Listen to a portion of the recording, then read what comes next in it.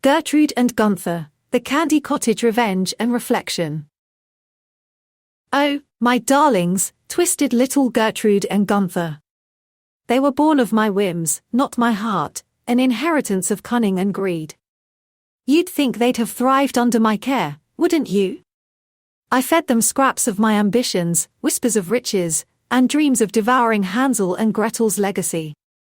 They were my pawns, my insurance against a life of mediocrity. But, alas, their gluttony outweighed even mine. When I sent them to the candy house in the woods, I imagined them clever enough to dismantle its saccharine traps. Its sugary walls held tinsel treasures of foil promise, the sole remnants of the witch's hoard. All they had to do was rob and demolish, a simple task for the progeny of a schemer like me. I should have been there, guiding their ravenous hands. But I was content, reclining in luxury, believing they'd bring me glory unsupervised. Ah, my hubris. The candy house, of course, had changed since the days of Hansel and Gretel. Its welcoming charm had curdled into grotesque decadence. I warned them of the dangers, or so I thought. Yet the moment they stepped into that moonlit glade, they were doomed. The pantry was a carnival of horrors, candid eyeballs, squelching pickled fingers, grotesque cupcakes adorned with toenail sprinkles. They gorged themselves, stuffing their foul little mouths with curses and sweet rot. And then, the woods awakened.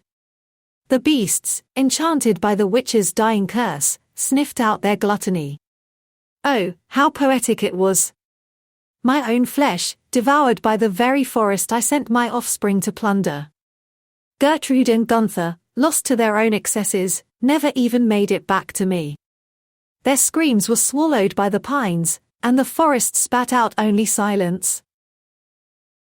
But the forest wasn't finished with me.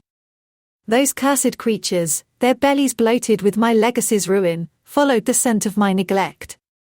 They came for me under the full moon, shadows given teeth and fury.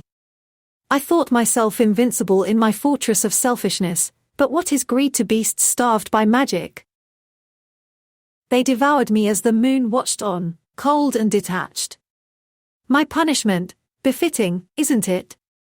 The curse unraveled as they tore me apart. The beasts, free at last, scattered into the woods, leaving only a purified stillness. The forest had no use for the sins of a stepmother whose ambitions outgrew her love. The story of Gertrude and Gunther, the Candy Cottage Revenge, serves as a poignant reminder of the destructive power of greed and the inevitable consequences of selfish ambitions. The stepmother, driven by her own desires for wealth and power, sends her children, Gertrude and Gunther, to plunder the candy house in the woods. However, their gluttony and lack of foresight lead to their downfall, as they are consumed by the very forest they sought to exploit. The moral of the story is clear: unchecked greed and selfishness can lead to one's own destruction. The stepmother's hubris and neglect not only result in the loss of her children but also bring about her own demise.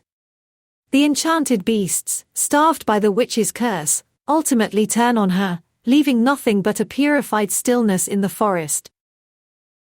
In the end, the story teaches us that true success and fulfillment cannot be achieved through deceit and exploitation. Instead, it is essential to nurture genuine love and care for others, as the consequences of our actions will inevitably catch up with us. If you enjoy this short story to no end and would like more in the future, please like and subscribe.